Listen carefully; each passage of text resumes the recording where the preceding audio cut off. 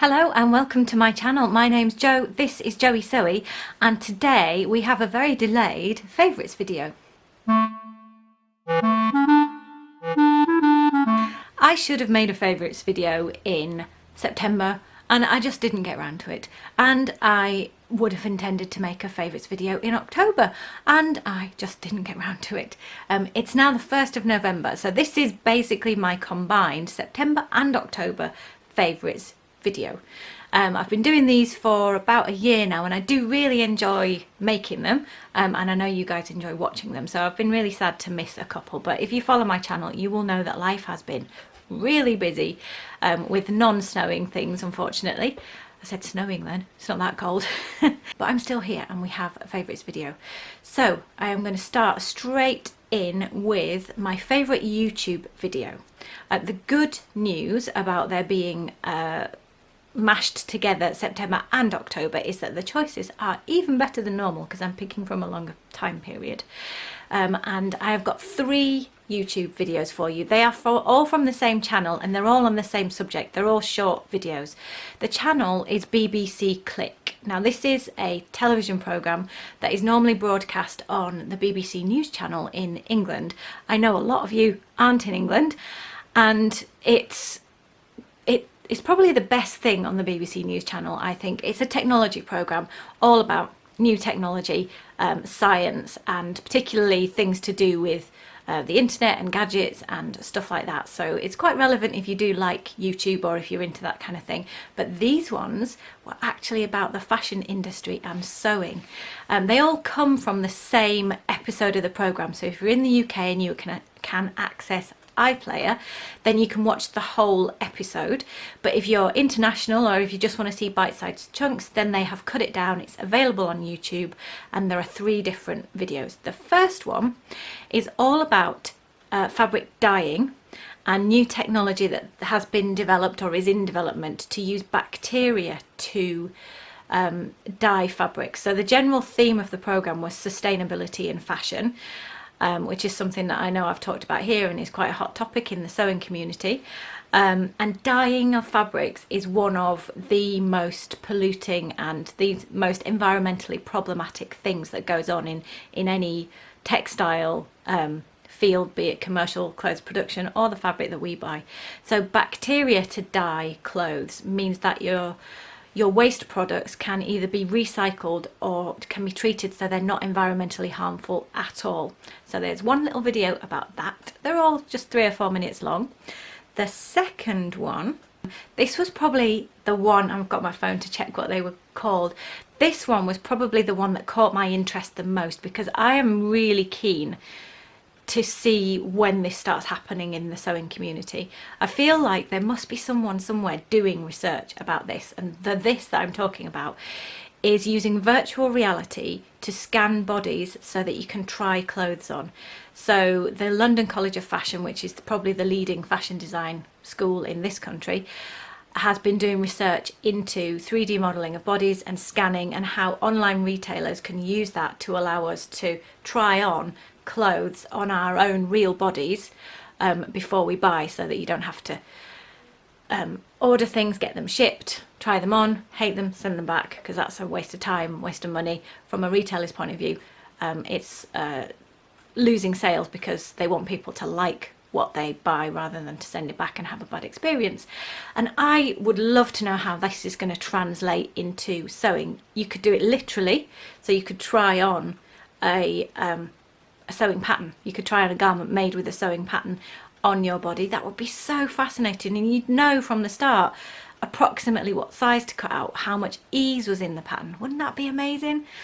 And the other thing I really would love to know, if you know of anywhere that is doing this research, please tell me because I'm fascinated in it. But the technology must be there already or really close for 3D body scans to be able to be translated into a block which could be made into a personalised pattern, so there'd be no more fitting issues. Oh, we're gonna live in heaven. But it just feels like the technology is definitely either there already or on the cusp of it, and I want to know who's joining those dots together so that we in the sewing community can start to benefit from it, because I think that'll be a massive game changer in the sewing community. I really do. The third video, as I say, was all about recycling fabrics. So there is a company in Sweden who have been taking old clothes and recycling them. That in itself is nothing new, but they have a process to take the dye out of the clothes and actually to really take the fabric back almost to a raw material and then remake it. And that was quite an interesting process, and interesting to see what people are doing. So those are your 3 YouTube videos. Really interesting stuff there. And if generally you like technology, as I said, you'll like the program Click. It's a good one. My next thing is my favourite new, in inverted commas, sewing pattern of the month. This is not a new pattern. I honestly don't know when it came out, but it's a pattern that I have been stalking for the last couple of months. My sewing, as I've already mentioned, is quite slow, so whether I'll actually get to making this, unlikely in realistic terms, or at least not in the next couple of months. But it is a jacket. It's from Waffle Patterns. It's basically a bomber jacket. I'll put the name down below. It's a bomber jacket, and it has gathering here and here, and so it's just got a little bit more shape to it and interest to it, in my view, than your average bomber jacket. Quite like that shape anyway, because it's cropped and it comes in at the waist, and that suits my body. But I liked this particular pattern because of the gathering, and I bought some leather a while ago which I was supposed to sew with. I haven't yet. Same old story. But I thought you could do the shoulder yoke patches in leather and then fabric for the rest of it, and that would be a really cool look, in my opinion. So this is my favourite current pattern, and Waffle Patterns is quite unusual. It's an independent pattern company, not part of the big 4 or however many there are these days, but they're really hot on coats and outerwear, and I think because that's actually quite a tricky thing to draft and not something that your beginning sewer generally goes for. There's not many independent pattern companies that have gone heavy on coat patterns yet. And so to find, I don't know, they've got 10 different coat patterns of all sorts of different styles. So if you're looking for coats, definitely go over to the Waffle Patterns site, because you will find a lot of choice. So maybe you'll find what you're looking for. And I like more than just this bomber jacket pattern, but I do really like that, and I would like to make it. Yeah, probably not this year, but it would be nice to think that I might get round to it at some point. If you don't know this video format, I do the same, try to do the same categories each time to see how they develop over time. But if you have any new categories that you'd be interested to hear about, then let me know down below, and you could we can maybe expand the categories that I do favourites in. I'm always open to suggestions. So the next one of my standard ones is what has been my favourite me-made garments over the last 2 months this time, so in September and October. And if you follow me on Instagram, which again has not been as frequent as sometimes it is, but if you do, you will have noticed, and you can probably predict, that it is my me-made jeans. Hands down, if we were counting numbers of wears, it would be me-made jeans, and probably my Morgan jeans, because I made those newly in, I think I finished them in August, or did I finish them in September? Recently, anyway. And I've just been wearing them and wearing them, but actually it's all my me-made jeans. Making your own jeans, especially if you have a body shape, as I do, that doesn't fit ready-to-wear jeans, which often happens for the same reason it happens for mine, which is the waist is narrower than your hips, or there's a difference there that doesn't fit into ready-to-wear sizing. Making your own jeans that fit is just such a game changer for how comfortable they are. It's not as, I don't think, this is a relative thing, it's not as hard as you might think. Denim is a really forgiving fabric to sew with, so it's not shifty, and it will stand up to being unpicked 15 times if you need to, unlike other fabrics that are not going to be happy with that. So the patterns might be easier for things like jersey, but they don't like being unpicked a lot, whereas denim and jeans, perhaps the patterns are a little bit more challenging, and getting the fit how you want it is a little bit more challenging, but it doesn't have to be as hard as you think. And I've said before that my best advice for jeans making is go to Closet Case Patterns and their step-by-step tutorials, sew-alongs. for either the Morgan jeans or the Ginger jeans, regardless of the style of jean you actually choose to make. If you read those and follow them as much as you can, there is so much good advice in there. It's really tightly holding your hand, and it will make the process much more accessible. So I will have put up a few pictures of me in my jeans. I've been wearing them, so I've been making jeans for a few years now, so I have also been wearing kind of cast off jeans that maybe didn't fit so well or are not the style I want now, but I made them. Been wearing those for my DIY work, for plastering and painting and all of that stuff that I mentioned in recent videos. But also I've been wearing both my Ginger jeans, which are skinnier and higher waisted, and I've been wearing my Morgan jeans, which are not out of stretch denim and a bit looser and not as high waisted. So I've been wearing all of those. It's been jeans nearly every day.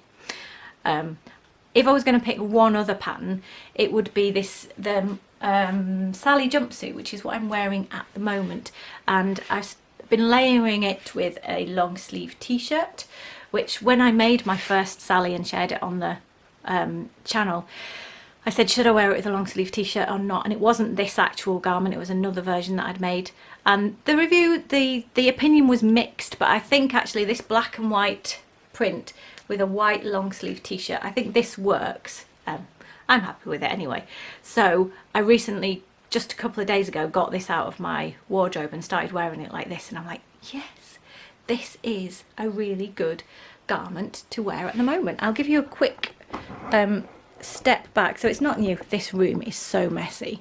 It's not a new garment that I've sewn, but it's a jumpsuit. I added, put my phone down, I added a zip there to make it easier to get in and out, and also as a feature. So it is surface sewn. I'll put a link down below to the video where you can see much more of this if you want to see more of the jumpsuit itself. But that has been something that just in the last week I pulled out of my wardrobe and thought, actually this can be a winter thing as well, which is definitely great because I like things that work in both seasons. More value for your sewing. Moving on, next category is my favourite purchase. So my favourite purchase, I think, I'm still in two minds about this because I haven't got used to it, but I'm going to show you it anyway. I think it's a weighted blanket. So here's the box for it. There you go, that's what it looks like. I got mine off Amazon. I'm sure they're available elsewhere. What is a weighted blanket? Well, I'm going to lift it up, but it's heavy because it's weighted. Oof. Here it is. It's really heavy. It's a quilted blanket. In each one of these triangles, I'm not going to be able to hold this for long. In each one of these triangles is glass beads, which makes it really, really heavy. I think this one probably weighs about 10 kilos. It feels heavier than that because I could lift a 10 kilo weight no problem. But it's really, because it's a big blanket, it's really cumbersome. So, put that down. Why would you want a weighted blanket? Good question.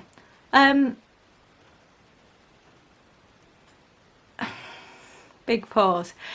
What I have read about weighted blankets is that they really help your muscles relax. And putting my yoga teacher hat on, I know that weights used in yoga in various ways. There are lots of methods using sandbags to weight parts of your body, and it's not torture, it's actually to help them relax. So I'm definitely on board with that theory because I know it works. I know there's stuff behind it. So if you read about weighted blankets, you'll find a lot of people with muscular conditions say that it really helps their sleep. And I'm all for anything that helps you sleep because I'm a big fan of sleep. I love sleep. Probably one of my favourite hobbies is to be asleep. And so I thought, do you know what? I'm going to have a go at a weighted blanket. Now, the reason why I'm in two minds is because when you do put it over you, it does, in my opinion, and this is going to be real personal taste thing, it does feel really soothing. So it doesn't pin you down, but it just kind of gives you a hug, sort of holds you. So you can still move, it's not claustrophobic, unless perhaps you're very sensitive to that sort of thing. But you feel held, and your muscles can relax.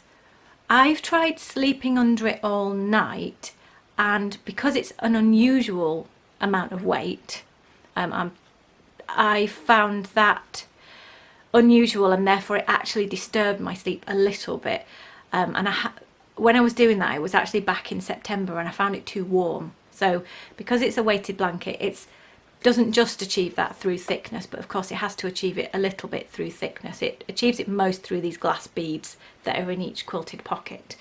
But that just does add thickness, so it's not a summer thing. It's just not relevant for summer. I'm not even sure if there's something you could do for summer. But it was a bit too warm back in early September when I started having a go with it.